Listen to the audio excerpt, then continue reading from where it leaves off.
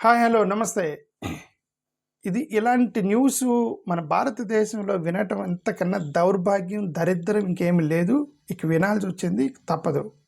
నిన్న మొత్తం నేషనల్ మీడియాలో తిరుగుతున్న ఒక సమస్య, ఇండోర్లో వాటర్ సమస్య, water leakage problem ఇండోర్లో.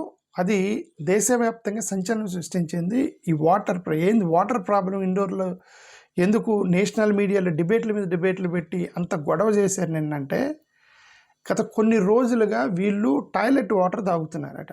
Toilet water జాగ్రత్తగా వినండి, పబ్లిక్ టాయిలెట్ వాటర్ తాగుతున్నారు వీళ్ళు. తెలియదు వాళ్ళకి ఏం వాటర్ తాగుతున్నారు. వాటర్ పైప్ నుంచి వాటర్ వస్తున్నాయి, పట్టుకుంటున్నారు, పోయి తాగుతున్నారు ఇండోర్లో.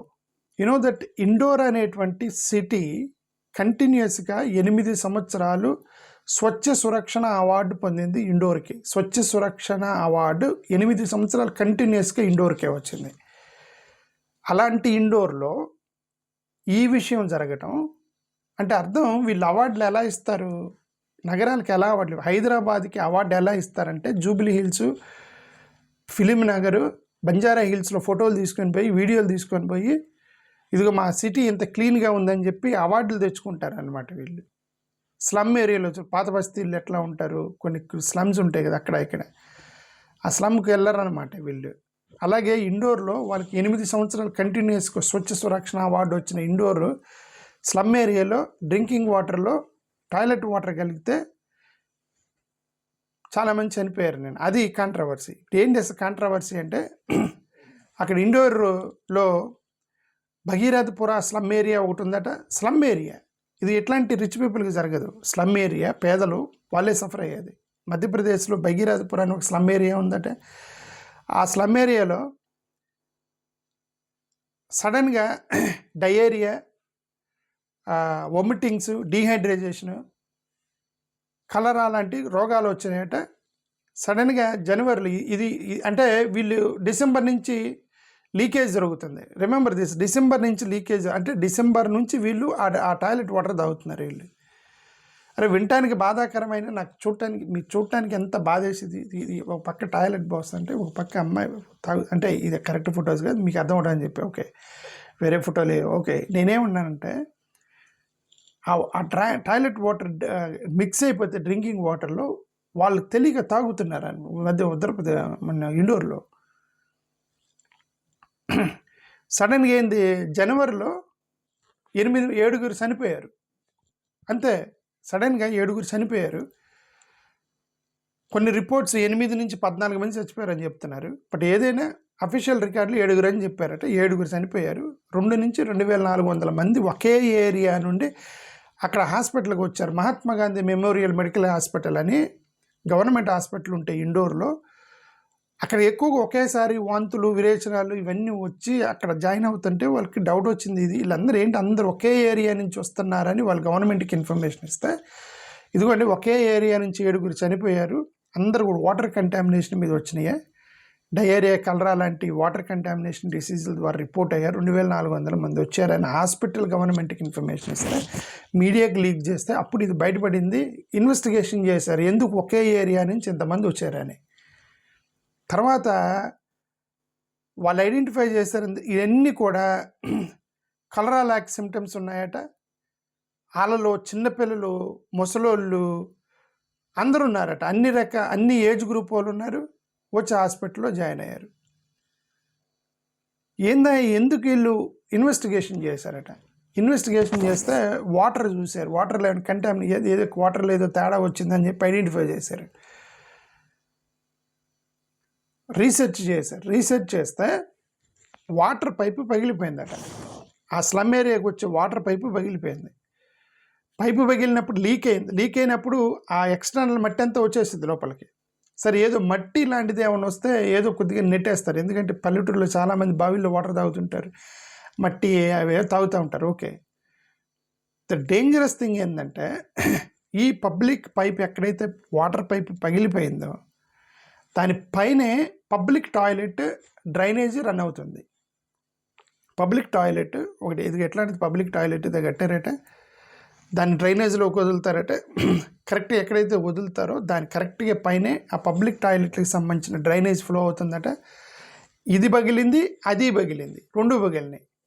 Now you understand. పబ్లిక్ టాయిలెట్లో వచ్చి పగిలింది, ఇది పగిలింది, రెండు మిక్స్ అయినవి వాటర్ రూపంలో వీళ్ళ దగ్గరికి వస్తున్నాయి. వీళ్ళు పట్టుకుంటున్నారు, తెలియదు వాళ్ళకి. The drinking the water. That's what I said, the drinking public toilet water.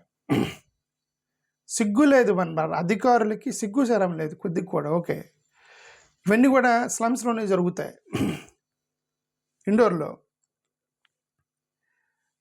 తర్వాత వీళ్ళు అక్కడ బీజేపీ కౌన్సిలర్ ఒక ఆయన, అంటే ఎవరు ఉంటారు కౌన్సిలర్, ఆయన అడిగారు, చీఫ్ మినిస్టర్ గారు మోహన్ యాదవ్కి నేను ఉత్తరం రాశాను, ఉత్తరం రాస్తే పైప్ లైన్ రిపేర్ చేయాలి సార్ అని చెప్పి 2000 నవంబర్ 14 అంటే 2024 నవంబర్లో ఉత్తరం రాశారంటే మోహన్ గారికి. ఏమని, ఇది ఈ పైప్ లీక్ అవుతుందని. 2024 అంటే ఇది 2026కి వచ్చినాం కదా మనం. 1.5 year ఆ పైప్ లీక్ అవుతుంటే, సరే ఈ టాయిలెట్ పైప్ రీసెంట్గా ఏదో బ్రేక్ అయ్యి ఉండవచ్చు, ఎందుకంటే సంవత్సరం పాటు ఆ టాయిలెట్ వాటర్ తాగితే అందరు చచ్చిపోయి ఉండేవాళ్ళు. ఈ పైప్ కన్స్ట్రక్షన్ కోసం వాళ్ళు ముఖ్యమంత్రికి 2024లోనే చెప్పామని చెప్పి కౌన్సిలర్ చెప్పాడు. అంటే ముఖ్యమంత్రి మీద వేసాడు అనమాట. ఇప్పుడు ముఖ్యమంత్రి వీళ్ళేమంటారు, అక్కడ ఉన్నటువంటి లోకల్ మున్సిపల్ కార్పొరేషన్ రెస్పాన్సిబిలిటీ, పైపులు పగిలిపోతే ముఖ్యమంత్రి కాదని చెప్పి వీళ్ళు ఇప్పుడు ఒకరి మీద ఒకరు వేసుకుంటారు. ఇది వీళ్ళు వాళ్ళ మీద వేసుకుంటారు, వాళ్ళు వీళ్ళ మీద వేస్తున్నారు అనమాట. బట్ ఎవరు దీనికి రెస్పాన్సిబుల్ వహించాలి? ఇండోర్ మున్సిపల్ కార్పొరేషనా, లేకపోతే ముఖ్యమంత్రియా, లేకపోతే గవర్నరా, లేదా లోకల్ ఎమ్మెల్యేనా, లేదా పోలీస్ ఆఫీసరా, పోస్ట్ మ్యానా? ఎవరు రెస్పాన్సిబుల్ దానికి? ఓకే, ఇలాంటి రిచ్ పీపుల్కి జరుగుతాయా? జరగవు. స్లమ్ ఏరియాలో జరుగుతాయి. స్లమ్ నుంచి ఎక్కడంటే పైప్ పగిలింది, స్లమ్ ఏరియాకి వెళ్ళావా, స్లమ్ ఏరియాలు అని చెప్పి లెథర్జిటిక్ అనమాట. అది అవి వందల వాళ్ళ స్లోగా చేద్దాంలేని. అదే మినిస్టర్ కాలనీలో, ఎమ్మెల్యే కాలనీలో పైప్ పగిలిపోయిందంటే అప్పటికప్పుడు అమెరికా నుంచి ఎక్స్పర్ట్లు దిగి రిపేర్లు చేస్తారనమాట. అది ఎమ్మెల్యేల కాలనీకి, ఎంపీల కాలనీకి ప్రాబ్లం వస్తాయి. స్లమ్ ఏరియాలో తాలకే ఉంది. సంవత్సరం పాటు ఫైల్ పెట్టుకొని కూర్చున్నాడు ముఖ్యమంత్రి అని అతను కౌన్సిలర్ చెప్తున్నాడు. ఈలోపు పైన డ్రైనేజ్ పైప్ వెళ్ళిపోయింది, రెండు మిక్స్ అయిపోయినాయి. వాళ్ళు వాటర్ తాగుతున్నారు, 7 చనిపోయారు. మొత్తానికి వాంతులు, విరేచనాలు, గొడవ. ఇది నిన్న ఎందుకు ఇంత పెద్ద గొడవ అయిందంటే, వాటర్ కంటామినేషన్తో అన్ని చోట్ల జరుగుతాయి. ఇప్పుడు ఆంధ్రప్రదేశ్లో వాటర్ కంటామినేషన్ చాలామంది హాస్పిటల్లో పడ్డారు. ఇప్పుడు ఎందుకు ఇది నేషనల్ వ్యాప్తంగా ఇష్యూ అయిందంటే, ఇది because it is mixed with toilet water. అందుకని ఇది సిగ్జైట్. ఇది మోరోవరు ఈయన కైలాష్ విజయవర్గీయ ఉన్నాడు కదా, ఈ కైలాష్ విజయవర్గీయ అక్కడ అర్బన్ డెవలప్మెంట్ మినిస్టరు. అతని గతంలో చాలా కాంట్రవర్షియల్ స్టేట్మెంట్ చేసి నేను 2 వీడియోలు పెట్టాను అతని మీద మన తెలుగు ఛానల్లోనే. ఎందుకు గతంలో ఆడవాళ్ళ మీద కామెంట్లు చేశాడు ఇతను. ఇప్పుడు అర్బన్ డెవలప్మెంట్ మినిస్టర్ విజయవర్గీయ నేను అతను అడిగాడు, ఒక జర్నలిస్ట్ అడిగితే, ఇదేంటంటే ఇక్కడ నువ్వే కదా అర్బన్ డెవలప్మెంట్ మినిస్టర్వి, పైపులు పగిలిపోయి స్లమ్లోకి టాయిలెట్లు వాటర్ పోతున్నాయనంటే అతనికి ఇరిటేషన్ వచ్చి ఫోకట్కి బాత్ అన్నాడట. అంటే యూజ్లెస్ వేలో ఏదో అన్నాడట, irritation. He lost his control. కోపం వచ్చింది ఆయన విజయవర్గీయకి. ఆ వీడియో కూడా తిప్పారు సోషల్ మీడియాలో. నిన్న ట్రోలింగ్ చేశారు అతన్ని, విజయవర్గీయ అని.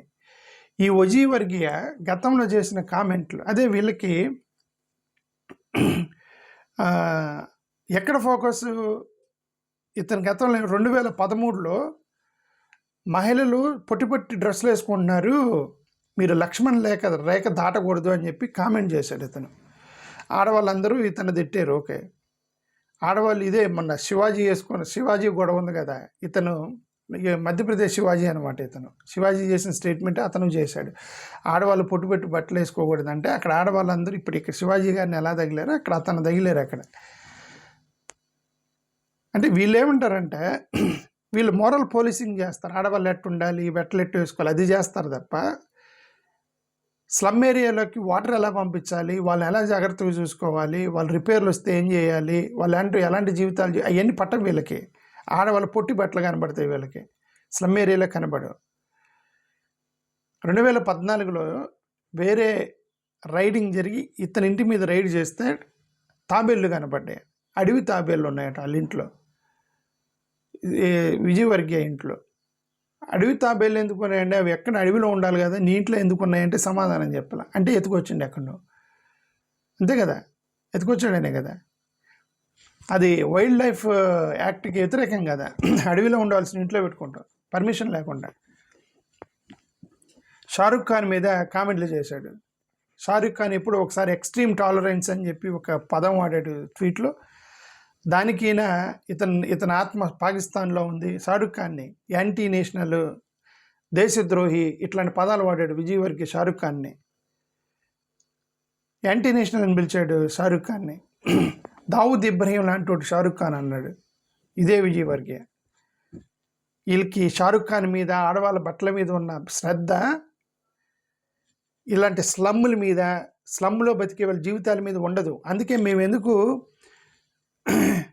ఎప్పుడు అంటే మంచిదే, ఆడవాళ్ళ బట్టలు వేసుకోవాలి మంచిదే, దేశాన్ని ప్రేమించాలి మంచిదే, నేషనలిజం మంచిదే, ఇవన్నీ మంచిదే. కానీ అయినా మేము ఎందుకు వ్యతిరేకిస్తామంటే వీళ్ళు దాని మీదే ఎక్కువ మాట్లాడితే వ్యతిరేకిస్తాం. దాన్ని ఎప్పుడు వ్యతిరేకించడం. నేషనలిజాన్ని ఎవడు వ్యతిరేకించడు, దేశభక్తిని ఎవడు వ్యతిరేకించడు, ఆడవాళ్ళు మంచిగా బట్టలు వేసుకుంటే ఎవడు వ్యతిరేకించడు.